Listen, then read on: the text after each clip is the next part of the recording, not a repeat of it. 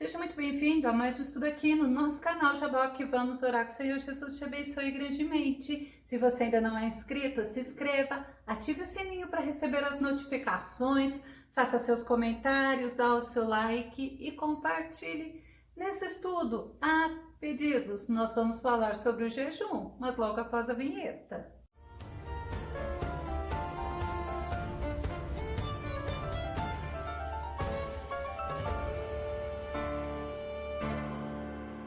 O jejum era uma prática tanto no Antigo Testamento como no Novo Testamento. Vamos ao tema: jejum sincero e agradável a Deus. O nosso texto base está em Lucas, capítulo 2, verso 37. E era viúva de quase 84 anos e não se afastava do templo, servindo a Deus em jejuns e orações de noite e de dia. É lindo a gente entender que o jejum é algo falado pela Bíblia. No estudo da parábola do remendo novo em pano velho, nós vimos que os discípulos de João Batista questionaram a Jesus. Eles perguntaram a Jesus por que os discípulos de João Batista, os discípulos dos fariseus jejuavam, e os discípulos de Jesus não jejuavam. E Jesus lhes respondeu. Vamos ver a resposta. Lucas 5, 34 e 35. E ele lhes disse: podeis vós fazer jejuar os filhos das bodas enquanto o esposo está com eles? Dias virão, porém, em que o esposo lhe será tirado, e então naqueles dias jejuarão. Vivemos justamente o naqueles dias. Vivemos nos dias aguardando o noivo, o nosso noivo que foi crucificado, que ascendeu ao céu e está à direita de Deus. Vamos definir jejum como uma abstenção completa ou parcial dos alimentos com finalidades espirituais. Tem outros que definem jejum como uma abstenção de algo que gosta, mas nós vamos ver, segundo a Bíblia, nessa questão da abstenção de alimentos. O judeu, ele tinha o dia do jejum, conforme nós vemos em Jeremias, no capítulo 36, verso 6. Entra, pois, tu, e pelo rolo que escreveste da minha boca, lê as palavras do Senhor aos ouvidos do povo na casa do Senhor no dia de jejum. Havia um dia específico aonde os judeus jejuavam. A Bíblia ela nos mostra vários servos de Deus, vários reis, que também jejuaram e fizeram por um propósito. Vamos ver, por exemplo, o rei Josafá. O rei Josafá estava sendo atacado, estava sendo levantada uma guerra contra o rei Josafá pelos amonitas, pelos moabitas, e o rei Josafá pediu para Judá jejuar, pedindo socorro ao nosso Deus. Segundo Crônicas 20, verso 3. Então Josafá temeu e pôs-se a buscar o Senhor e apregou jejum em todo o Judá. Todos jejuaram. Esther, ela também convocou o povo, mas para pedir livramento ao Senhor. Esther, capítulo 4, verso 16. Vai, ajunta todos os judeus que se acharem em Suzã e jejuai por mim. Não comais nem bebais por 3 dias, nem de dia, nem de noite. E eu e as minhas servas também assim jejuaremos, e assim irei ter com o rei, ainda que não seja segundo a lei, e se perecer, pereci. Olha a aflição dela, e todo Judá juntamente com ela jejuou.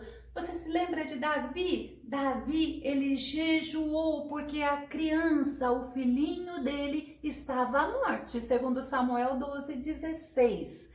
E buscou Davi a Deus pela criança, e jejuou Davi, e entrou e passou a noite prostrado sobre a terra. Ele jejuou pedindo a misericórdia de Deus, pedindo a cura desta criança. E Daniel jejuou intercedendo por Jerusalém. Daniel 9, verso 3. E eu dirigi o meu rosto ao Senhor Deus para o buscar com coração e súplicas, com jejum e saco e cinza. Com jejum e saco e cinza, pedindo por Jerusalém. Esdras Esdras, ele pediu proteção e ele juntamente com os seus oraram e jejuaram. Esdras 8, 21 a 23. Então apregoei ali um jejum junto ao rio Afa, para nos humilharmos diante da face de nosso Deus, para lhe pedirmos caminho seguro para nós, para nossos filhos e para todos os nossos bens. Olha por quê? Porque tive vergonha de pedir ao rei exército e cavaleiros para nos defenderem do inimigo pelo caminho, porquanto tínhamos falado ao rei, dizendo: a mão do nosso Deus é sobre todos os que o buscam para o bem deles, mas o seu poder e a sua ira contra todos os que o deixam. É interessante a gente ver como as pessoas que nós vimos na Bíblia foram pedir ao Senhor, foram clamar ao Senhor, foram se humilhar diante do Senhor e também jejuaram. Paulo, quando ele se encontra com Jesus na estrada de Damasco, ele faz também jejum após o encontro dele com o nosso Jesus. Atos 9, 8 e 9 diz assim: e Saulo levantou-se da terra e, abrindo os olhos, não via a ninguém, e guiando-o pela mão, o conduziram a Damasco, e esteve 3 dias sem ver, e não comeu e nem bebeu. Ele esteve 3 dias jejuando em arrependimento. Ele teve um encontro com nosso Senhor. Mas também Paulo, ele tinha por hábito jejuar, e ele nos deixa esse exemplo, 2 Coríntios 6, 4 e 5. Antes, como ministros de Deus, tornando-nos recomendáveis em tudo. Olha que exemplo! Na muita paciência, nas aflições, nas necessidades, nas angústias, nos açoites, nas prisões, nos tumultos, nos trabalhos, nas vigílias, nos jejuns. É lindo a gente entender que o jejum era uma prática daqueles tempos e é prática usada ainda hoje pelos servos de Deus, por aqueles que têm condições, por aqueles que querem se dedicar ao Senhor, por aqueles que querem receber algo também. Existe o jejum parcial, que é uma abstenção de determinados alimentos, como no caso de Daniel e os amigos dele, Daniel 1, 11 e 12. Então disse Daniel ao despenseiro, a quem o chefe dos eunucos havia constituído sobre Daniel, Ananias, Misael e Azarias: experimenta, peço-te os teus servos 10 dias, e que se nos deem legumes a comer e água a beber. Era essa a alimentação de Daniel e dos seus amigos, mas ele tinha um propósito com Deus e Deus o honrou, assim como aos seus amigos. Tem também o jejum total. O jejum total é uma abstenção total de alimentos, exceto da água. Tem muitas pessoas que não podem ficar sem beber água por causa de problemas nos rins, e aí ela faz o jejum e ela não tira a água, mas ela tira os alimentos. Tem o jejum também absoluto, que é a abstenção de alimento e de água. Lembra da rainha Esther? Assim também o povo de Nínive fez, o povo de Israel fez, vários fizeram. Vamos lembrar novamente de Esther, em Esther 4:16. Vai, ajunta todos os judeus que se acharem em Suzã e jejuai por mim, e não comais nem bebais por 3 dias, nem de dia, nem de noite. E eu e as minhas servas também assim jejuaremos, e assim irei ter com o rei, ainda que não seja segundo a lei, e se perecer, pereci. Então nós vimos alguns tipos de jejum, mas você lembra que Moisés, ele jejuou 40 dias, Moisés e Elias. Vamos começar com Moisés. Deuteronômio 9, 9 e 18 diz assim: subindo eu ao monte a receber as tábuas de pedra, as tábuas da aliança que o Senhor fizera convosco. Então eu fiquei no monte 40 dias e 40 noites, pão não comi e água não bebi. E me lancei perante o Senhor como antes, 40 dias e 40 noites. Não comi pão e não bebi água por causa de todo o vosso pecado que havíeis cometido, fazendo o mal aos olhos do Senhor, para o provocar a ira. Nós vamos ver que esse jejum não foi um jejum normal, foi um jejum sustentado por Deus. O profeta Elias também, 1 Reis 19, verso 8, diz assim: levantou-se, pois, e comeu e bebeu, e com a força daquela comida caminhou 40 dias e 40 noites até Horebe, o monte de Deus. Então nós temos que entender que tem coisas que é somente o Senhor. E nós vimos nesse caso. Depois nós vamos ver Jesus, que também fez um jejum assim. Vamos entender o princípio, os princípios do jejum.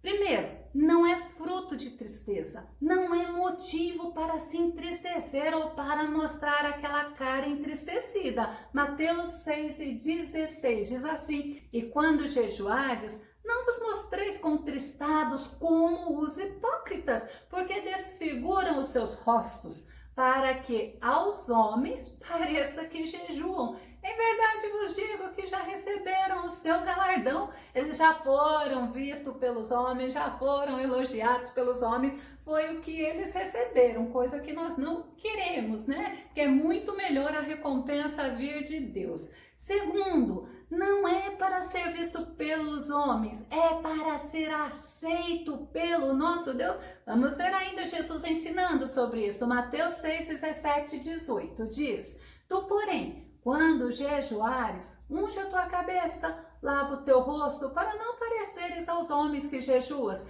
mas a teu Pai que está em secreto, e teu Pai que vem em secreto te recompensará publicamente. A honra vem do Senhor e a glória é para o Senhor. Terceira coisa, jejuar não é ato de penitência, ao contrário, é ato de adoração ao nosso Deus. Lembra do nosso texto base, Lucas 2:37? E era viúva de quase 84 anos e não se afastava do templo, servindo a Deus em jejuns e orações de noite e de dia. Eu fico imaginando o vigor da Ana, eu fico imaginando o privilégio também que ela tinha. Quantos hoje tomam medicamentos e não conseguem jejuar? Mas a esta viúva Deus permitiu e ela ficava servindo a Deus noite e dia. Ela ficava no templo. Por que jejuar? Você sabe me dizer? Vamos entender. O jejum pode fazer parte do nosso culto racional, é aquela entrega sem reserva ao Senhor. Paulo fala em Romanos 12:1. Rogo-vos, pois, irmãos, pela compaixão de Deus, que apresenteis os vossos corpos em sacrifício vivo, santo e agradável a Deus, que é o vosso culto racional. Então o jejum ele pode fazer parte deste culto racional. Quando o crente ele está em jejum, esse crente ele se dedica à oração. O jejum é uma consequência natural para um crente que gosta de se consagrar em oração. Segundo, libera o espírito para a comunhão com Deus à medida em que a carne se mortifica. A oração, ela fica mais proveitosa, a meditação na palavra torna-se mais profunda e a sensibilidade da presença de Deus é mais intensa, porque eu estou em mais intimidade com Deus. Eu estou num momento de mais sensibilidade ao Espírito. Outro, fortalece a nós, fortalece os crentes para os embates espirituais. Lucas 4, verso 2 diz: e 40 dias, lembra que eu falei do jejum de Jesus? E 40 dias foi tentado pelo diabo, e naqueles dias não comeu coisa alguma, e terminado eles, teve fome. O jejum de Jesus, jejum sobrenatural. Vamos ver Atos 13, verso 2 e verso 3, que diz assim: e servindo eles ao Senhor e jejuando, disse o Espírito Santo: apartai-me a Barnabé e a Saulo para a obra, aqui os tenho chamado. Então, jejuando e orando e pondo sobre eles as mãos, os despediram. A gente vê que os apóstolos jejuavam, a gente vê que a igreja jejuava, mas também Paulo fala em Atos 14, 23, e havendo-lhes por comum consentimento, eleito anciãos em cada igreja, orando com jejuns, os encomendaram ao Senhor em quem haviam crido. Nós vemos que fazia parte, sim, dos apóstolos, fazia parte das igrejas, igreja primitiva jejuava, e no Antigo Testamento, como nós vimos. Mas Jesus fala em Mateus 17:21, como nós precisamos, mas esta casta de demônio não se expulsa senão por oração e pelo jejum, mostrando que o jejum ele nos fortalece para esses embates espirituais. Tem mais uma finalidade que é para nós, na verdade, para o ser humano, porque o Senhor, Ele nos ajuda, e o jejum exerce um poder medicinal sobre o próprio corpo. Sabe por quê?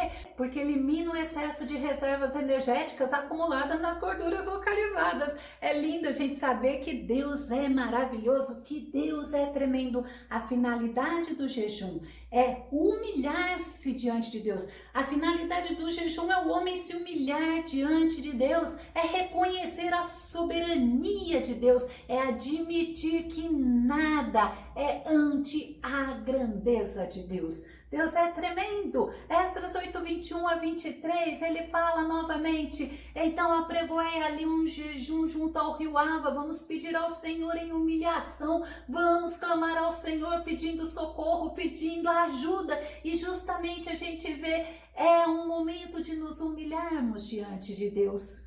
E aí, quando Esdras fala, vamos pedir, então apregoei ali um jejum junto ao rio Ava, para nos humilharmos diante da face de nosso Deus, para lhe pedirmos caminho seguro, glória a Deus, caminho seguro para nós, para nossos filhos e para todos os nossos bens. Vamos começar a concluir. A Bíblia, ela nos mostra muitos exemplos de personagens bíblicos que jejuaram por diversos motivos. O jejum, ele nos torna mais sensíveis ao Espírito Santo, mas é necessário que esse jejum não seja feito como sacrifício de tolo. É um jejum para agradar ao nosso Deus. É necessário vigilância, é necessário sabedoria em tudo que vamos fazer para o nosso Senhor. Que o Senhor Jesus te abençoe. Até o nosso próximo estudo aqui no nosso canal Jaboque. Vamos orar. Fica com Deus e Deus te abençoe.